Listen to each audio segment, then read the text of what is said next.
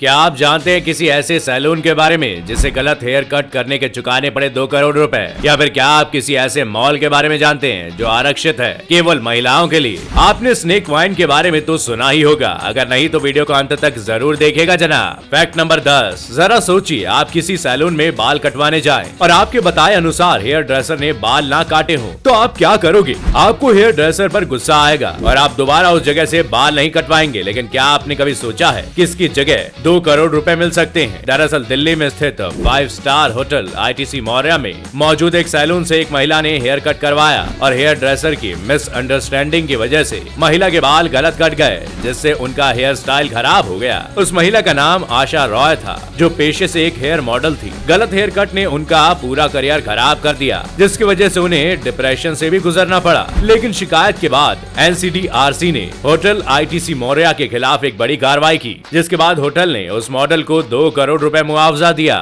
Fact number 9, army के कुत्ते उसी तरह देश की सेवा करते हैं जिस तरह की एक सैनिक करते हैं। लेकिन क्या आपने कभी सोचा है कितने वफादार कुत्तों को पहले रिटायरमेंट के बाद मार क्यों दिया जाता था? दरअसल पहले आर्मी के कुत्तों को जहर देकर या फिर गोली से मार दिया जाता था। ऐसा इसलिए क्योंकि अंग्रेजों के समय से एक परंपरा चली आ रही थी, जिसे इंडियन आर्मी भी देश की सुरक्षा के लिए निभाती आ रही थी। क्योंकि आर्मी के लोगों को डर रहता था कि कहीं एक्सपर्ट कुत्ते गलत लोगों के हाथों में पड़ गए तो आर्मी के सेफ और खुफिया ठिकानों के बारे में पूरी जानकारी लीक हो सकती है। लेकिन साल 2015 में केंद्र सरकार ने एक नीति तैयार की, जिसमें अब उन कुत्तों को मारा नहीं जाता बल्कि एक सुरक्षित हाथों में दे दिया जाता है। फैक्ट नंबर 8, दोस्तों आपने मेट्रो और ट्रेनों में महिलाओं के लिए आरक्षित डब्बे देखे होंगे, टिकट घरों में आरक्षित काउंटर्स भी देखे होंगे। लेकिन क्या कभी आपने महिलाओं के लिए आरक्षित मॉल के बारे में सुना है? दरअसल उत्तर प्रदेश के लखनऊ में महिला मॉल खोलने की तैयारी शुरू कर दी गई है। इस मॉल को लखनऊ नगर निगम की मेयर संयुक्ता भाटिया के प्रस्ताव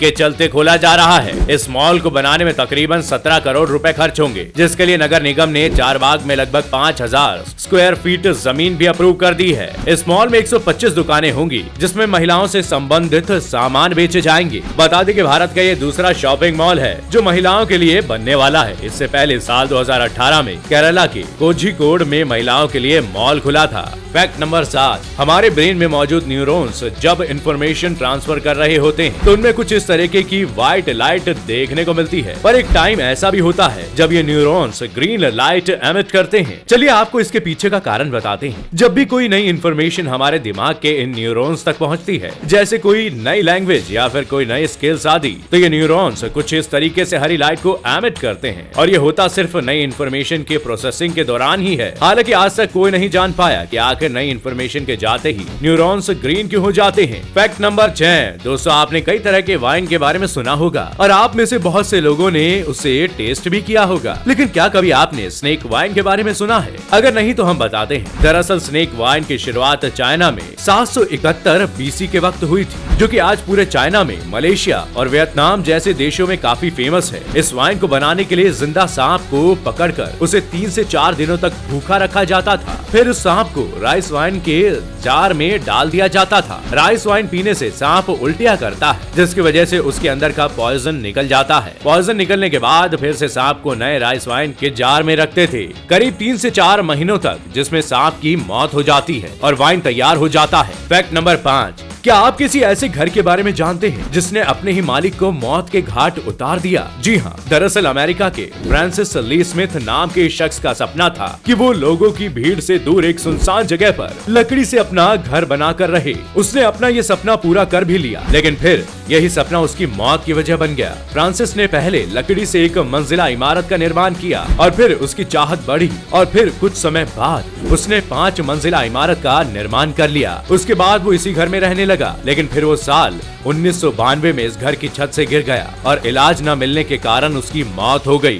फैक्ट नंबर 4, आपने गुटखा, तंबाकू और शराब की लत के बारे में सुना होगा। लेकिन क्या कभी आपने सुना है कि किसी इंसान को दवाई का भी लत लग सकता है? दरअसल साल 1927 में अमेरिकन एथलीट इबन बायर्स को उनके हाथ में गंभीर चोट लग गई थी, जिसके इलाज के बाद डॉक्टर ने उनको डेली 1 चम्मच रेडिथॉर दवाई पीने की सलाह दी। आपको जानकर हैरानी होगी कि इस दवाई से उनका चोट तो ठीक हो गया, लेकिन उनको इस दवाई की लत लग गई। इबन के मुताबिक रेडिथॉर पीने से वो एनर्जेटिक फील करते थे, जिसके कारण कारण वो दिन भर में 3 बॉटल रेडिथोर पीते थे। रेडिथोर एक रेडियो एक्टिव दवा है जो इबेन की बॉडी को अंदर ही अंदर खोखला करती जा रही थी। करीब 4 साल तक लगातार रेडिथोर पीने के बाद साल 1931 में इबेन का जबड़ा सड़कर नीचे गिर गया। हैरानी की बात तो तब हुई जब जबड़े गिरने का दर्द तक इबेन को नहीं हुआ, क्योंकि रेडिथोर को पीने की वजह से उनकी नसें सुन्न पड़ गई थी और कोई इलाज नहीं मिल पाने की वजह से साल 1932 में इबेन की मौत हो गई।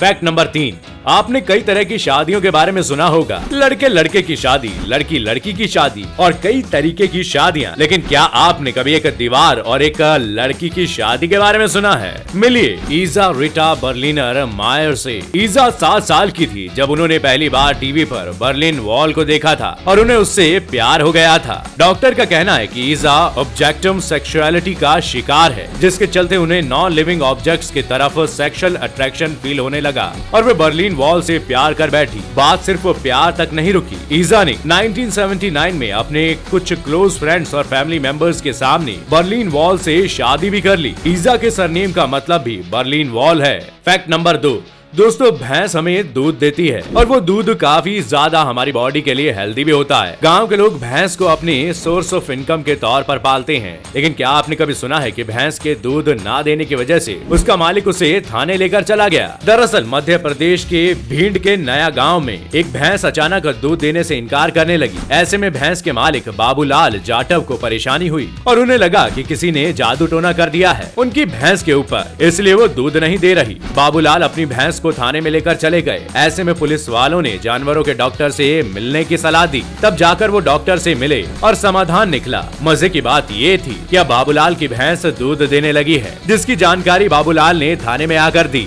फैक्ट नंबर 1, कोई भी स्कूल टीचर को सैलरी देने के लिए उन्हें एक तय कीमत जितने पैसे देता है। पर आज हम आपको एक ऐसे देश के बारे में बताएंगे जो टीचर्स को सैलरी के नाम पर वोडका की बोतल देता है। हम बात कर रहे हैं रूस की। रूस के साइबेरिया में 1998 में इकोनॉमिक क्राइसिस हो गया था, जिसके चलते सरकार के पास पैसों की कमी थी। इसलिए वहाँ की सरकार ने टीचर्स को सैलरी के तौर पर 15 वोडका की बोतल देना शुरू किया। और मजेदार बात ये रही कि इसका किसी भी टीचर ने विरोध नहीं किया, बल्कि सरकार के इस फैसले से टीचर्स काफी खुश भी देखने को मिले। तो दोस्तों आज के लिए बस इतना ही। हम आशा करते हैं आज के सभी फैक्ट आपको पसंद आए होंगे। आपको कौन सा फैक्ट सबसे इंटरेस्टिंग लगा कमेंट करके हमें जरूर बताइएगा। वीडियो पसंद आई हो तो लाइक और शेयर जरूर करें और ऐसे ही मजेदार और यूनिक फैक्ट से जुड़े रहने के लिए चैनल को सब्सक्राइब करें और बेल आइकन जरूर दबाएं ताकि हम आप तक जल्द से जल्द पहुंच सकें। शुक्रिया।